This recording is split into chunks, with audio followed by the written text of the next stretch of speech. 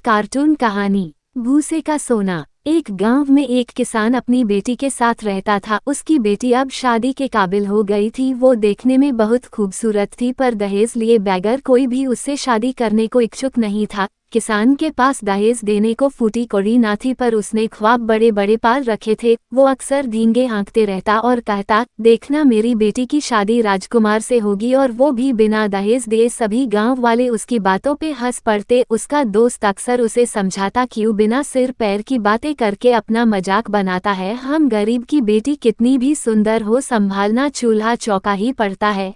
तू ये सेखी बघारना छोड़ दे और कोई अच्छा सा समझदार लड़का ढूंढ अपनी राधा के लिए। वैसे भी राधा के सिवा तेरा है ही कौन।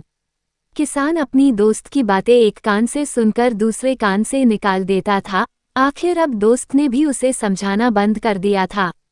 एक दिन सनकी किसान को पता नहीं किया सुझा अपनी बेटी की फोटो लेके राजमहल जा पहुंचा और राजा से कहा, अंडस को प्रणाम राजा साहेब, ये मेरी बेटी का फोटो है। देखने में तो सुंदर है ही, पर उसमें एक और भी गुण है कि वो भूसे को सोना में बदल देती है। उसे एक साधु ने ऐसा आशीर्वाद दिया है। ये बातें मैंने आज तक किसी को नहीं बताई है, और ऐसा जीवन में एक बार ही हो सकता है। अब मैं ठहरा गरीब, मेरे पास तो ज्यादा भूसा रहता नहीं, इसलिए आपके पास आया हूँ। राजा खुश होता हुआ बोल, ये अच्छा किया तुमने। अस्तबल में एक कमरा है जो भूसों से भरा हुआ है। अगर वो सभी सोने में बदल जाए तो मेरी काफी मदद हो जाएगी। मैं प्रजा के हित के लिए ढेरों कार्य कर पाऊंगा और प्रजा को कर भी नहीं देना पड़ेगा। किसान ने घिघियाते हुए कहा, जी सरकार, आपकी मदद तो हो जाएगी, पर मेरी। राजा हंस पड़ा, अंडस को अगर ऐसा होता है और तुम्हारी बेटी सचमुच में फोटो जितनी खूबसूरत है तो मैं अपने राजकुमार से उसकी शादी करवा दूंगा। जी सरकार, ये काम रात में ही हो सकता है, इसलिए मैं कल शाम तक अपनी बेटी को लेके आता हूँ। आप इस बात की चर्चा अभी किसी से ना करे। अंडस को ठीक है, तुम जाओ, कल बेटी के साथ आ जाना। किसान मन ही मन सोचता हुआ कि भूसा सोना में बदले या ना बदले, मेरी इतनी खूबसूरत बेटी को देखकर राजकुमार तो शादी करने को बिल्कुल तैयार हो जाएंगे। तो क्या हुआ, मैंने झूठ बोला तो बच्चों की खुशी के लिए तो झूठ बोलना ही पड़ता है। जब मेरी बेटी रानी बन जाएगी तब गांव वालों का मुंह देखने लायक होगा, फिर नहीं हंस पाएंगे मुझ पे। गांव से राजमहल बहुत दूर था। घर पहुंचते पहुंचते रात हो गई थी। राधा घर के बाहर ही बैठी थी। बापू को आता देख खुश हो गई थी। राधा ने कहा, आप बिना बताए कहाँ चले गए थे। दिनू किसान ने बातें छुपा ली, बोला, कहीं नहीं, तू खाना लगा, बहुत जोर से भूख लगी है। दूसरे दिन सुबह तड़के ही दोनों बाप बेटी राजमहल जाने को निकल गए थे, ताकि कोई गांव वाले उसे जाते ना देख सके। रास्ते में एक बगीचा देख दोनों वहीं बैठ गए। राधा ने पूछा, पिताजी हम कहाँ जा रहे हैं। किसान ने उसे सारी बातें बता दी। राधा डर गई, बोली, आपने झूठ बोला, अगर वो लोग मुझे मार देंगे तो। कुछ नहीं होगा, तू चिंता मत कर, मैंने झूठ बोला पर उसमें आधा सच भी छुपा है। कैसा सच। यही कि एक साधु ने बचपन में तुम्हें देख कहा था कि तू रानी बनेगी। क्या पिताजी, आप भी मुझे डर लग रहा है। डर मत, अब तो खेल चुका हूँ, जो होगा देखा जाएगा। शाम होते होते दोनों राजदरबार पहुंच चुके थे। रात में सैनिक ने राधा को भूसे वाले कमरे में बंद कर दिया और वहां से चला गया। राधा रोने लगी। उसने रोते रोते अपने मन में कहा, पिताजी, माँ तो बचपन में ही मर गई थी। अगर मैं आप पे बोझ थी तो बता देते, मैं घर छोड़कर ही चली जाती, पर आपने मुझे जीते जी यहाँ मरने छोड़ दिया। अब सवेरे पता नहीं मेरे साथ किया होगा। काफी देर रोने के बाद राधा को नींद आ गई थी। आधी रात को किसी ने उसे झकझोर के उठाया तो वो घबरा गई। आप कौन हैं? उसने डरते डरते पूछा। मैं जादुई बौना हूँ, तुम्हारी मदद करने आया हूँ, पर बदले में मुझे भी कुछ चाहिए। अंडस को राधा ने डरते डरते पूछा, किया तुम्हारा बच्चा मेरा कोई बच्चा नहीं है, मेरी शादी नहीं हुई है अभी तक। तो ठीक है, तुम वादा करो जब बच्चा होगा मुझे दे दोगी, तभी मैं मदद करूंगा। सोच लो, वरना मैं चलता हूँ। नहीं रुको, मरता क्या ना करता। राधा को अपनी जान बचाने का और कोई उपाय सूझ नहीं रहा था। उसने कहा, ठीक है, मैं वादा करती हूँ। तो ठीक है, ये लो। जादुई बौना ने अपनी छड़ी घुमाई और सारे भूसे को सोना में बदल दिया। दूसरे दिन पूरे राज्य में खुशी की लहर दौड़ गई। किसान खुद अचरज में था कि ये कैसे हो गया। राधा को भी कुछ ना बताने की कसम बौने ने दे रखी थी। कहा था, किसी को भी कुछ बताया तो सोना फिर भूसे में बदल जाएगा। फिर अपने वादे के मुताबिक राजा ने धूमधाम से राधा की शादी राजकुमार से कर दी। प्रजा की खुशियों का भी ध्यान रखा कर कम कर दिया। सबों को रोजगार मिला, जगह जगह पोखर तालाब, अस्पताल, सड़कें, स्कूल कॉलेज सभी बनवाए गए। राजा प्रजा सभी खुश थे। इस खुशी में राधा बौने की बात बिल्कुल भूल चुकी थी। शादी के 3 साल बाद राधा ने एक खूबसूरत से राजकुमार को जन्म दिया। सभी बहुत खुश थे, पर रात में ही राजकुमार गायब हो गया। बहुत खोजबीन की गई पर कुछ पता ना चला। राधा को बौने की बातें याद हो आई, सोचा सबों को बता दूं, पर डर से कुछ ना कह सकी। धीरे धीरे 5 साल बीत गए। राधा ने अब तक 3 राजकुमार को जन्म दे दिया था, पर एक भी उसके पास नहीं था। सबों को बौना लेके जा चुका था। किसी को समझ में नहीं आ रहा था कि आखिर ऐसा कौन सा दुश्मन है जो इतने कड़े पहरे के बावजूद भी कैसे आता है और आखिर कहाँ गायब हो जाता है। वारिश की चिंता में राजा बीमार रहने लगे थे। राधा हमेशा कहती दूसरी शादी कर लीजिए आप, पर राजकुमार उसकी एक नहीं सुनता था। राधा का दिल चीख चीख के कहना चाहता था कि उसकी दुश्मनी मुझसे है, आपसे नहीं। आपके जब दूसरी रानी से बच्चे होंगे तो वो सही सलामत रहेंगे, पर वो बौने के डर से कह नहीं पाती थी। कुछ ही दिनों बाद राजा की मृत्यु हो गई थी। वो वारिश को तरसते तड़पते इस जग से विदा हो गए थे। राजकुमार अब राजा बन गया था और राधा उसकी रानी।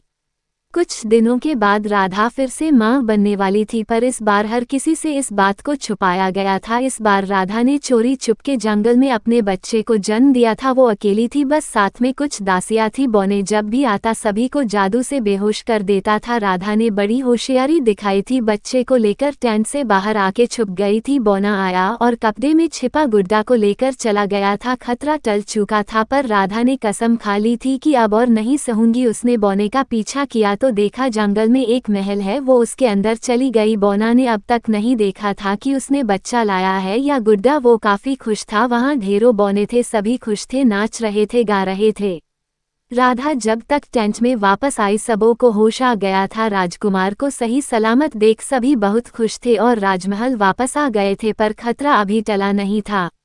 दरअसल बात कुछ ऐसी थी कि बौने का जादू हमेशा के लिए नहीं रहता था। रात के 2 बजे से भोर के 4 बजे तक ही वो जादू कर पाता था। वो दिन में सोता था और रात में जागता था। यही वक्त होता था जब वो अपने शिकार की खोज में निकलता था। वो दिन दुखियों की खोज करता और फिर उसका फायदा उठाता था। जादू से उसकी मदद करता, बदले में उसके बच्चे ले लेता, फिर उसे जादू से बौने में बदल देता था। इस तरह उसने बौने का एक शहर बसा रखा था, जिसका रास्ता उसके महल से अंदर जमीन के अंदर जाता था। रात में उसका महल जंगल में प्रकट होता था और दिन में वो जादू से गायब हो जाता था। जादुई बौना बौना का राजा था। एक बार किसी साधु ने उन लोगों को श्राप दे दिया था कि अब तुम्हारे बच्चे नहीं होंगे। तब से उस जादुई बौने ने ये युक्ति निकली थी, रात में चुपचाप लोगों की मदद करते थे और उसकी कमजोरी का फायदा उठाते और उसके बच्चे को छीन अपने दोस्तों में बांट देते। इस तरह उनका वंश चल रहा था और वो फल फूल रहे थे। दरअसल ये बातें राधा को उस महल से लाई गई एक किताब को पढ़कर पता चली थी।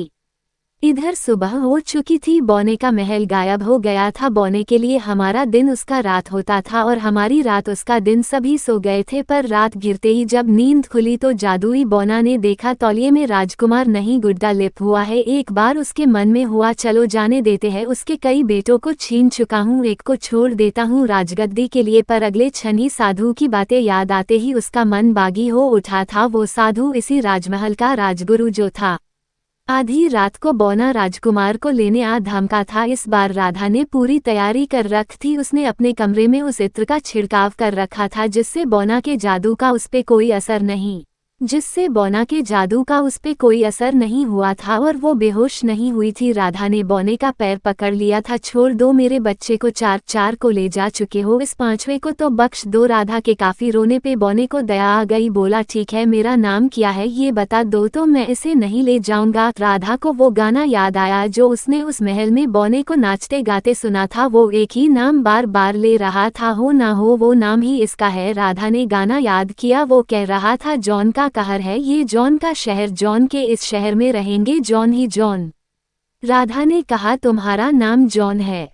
जॉन अकबका गया, तुम्हें कैसे पता चला? वो सब छोड़ो, तुमने वादा किया था मेरे बच्चे को वापस दो। तभी पीछे से राजा की आवाज सुन वो दोनों चौंक पड़े। घबरा मत जॉन, अब सब ठीक हो जाएगा। जॉन रो पड़ा, किया ठीक हो जाएगा बेटा मैं ही वो साधु हूँ जिसने तुम्हारे पिताजी की चोरी की आदत से परेशान होके वंश ना बढ़ने का श्राप दिया था। मैं भूल गया था कि सबों को जीने का हक है। और ये मत भूलो, ये जादू जो तुम जानते हो, ये भी मेरे दादा के वरदान हैं। उन्होंने तेरे परदादा को यह वरदान दिया था कि तेरे कबीले के मुखिया को यह शक्ति मिलती रहेगी जिससे तुम लोगों की और अपनों की मदद कर सको। पर तुमने इसका काफी गलत इस्तेमाल किया है। अब तुम ही बोलो, मैं श्राप के साथ साथ वरदान भी वापस ले लूं? मैं वरदान वापस ले सकता हूं, ठीक उसी तरह जिस तरह यह जादू तुम्हारी पीर ही को खुद मिलती आ रही है, वैसे ही हमें भी अपने बुजुर्गों के दिए गए श्राप और वरदान को वापस लेना। अपने बुजुर्गों के दिए गए श्राप और वरदान को वापस लेने की शक्ति है। आप श्राप वापस ले लीजिए। मैं सारे बच्चों को आज सुबह होने के पहले ही उन्हें उनके घर पहुंचा दूंगा और वादा करता हूं कि आपके बुजुर्गों के वरदान का मान रखूंगा और सदा सबों की भलाई करूंगा। मैं अभी कैलाश पे रह के तपस्या कर रहा हूं। यहां जो भी हो रहा था उससे बेखबर था, इसलिए तुमने इतनी मनमानी कर ली। वो तो राजा की मौत की खबर मिली थी तो राजकुमार को संतावना देने आया था, तो सारी बातें पता चली। अभी यहां का राजगुरु मेरा पोता है, पर भूलना नहीं, उसमें भी मेरे सारे गुण मौजूद हैं। आप चिंता नहीं करें गुरुदेव, मैं शिकायत का मौका नहीं दूंगा। फिर बौने ने अपना वादा निभाया। चारों राजकुमार के साथ साथ सभी के खोए बच्चे अपने अपने माँ बाप के पास लौट आए थे। उनमें से कई तो जवान भी हो चुके थे और उनकी पत्नी और बच्चे भी हो गए थे, क्योंकि वो बौने के बच्चे नहीं, लोगों के चुराए बच्चे थे, इसलिए उस पे सराफ का असर नहीं हुआ था और इस तरह बौनों का वंश बढ़ रहा था। जल्द ही बौनों के अपने बच्चे होंगे, उनका अपना वंश होगा, ये सोच वो सभी भी बहुत खुश थे।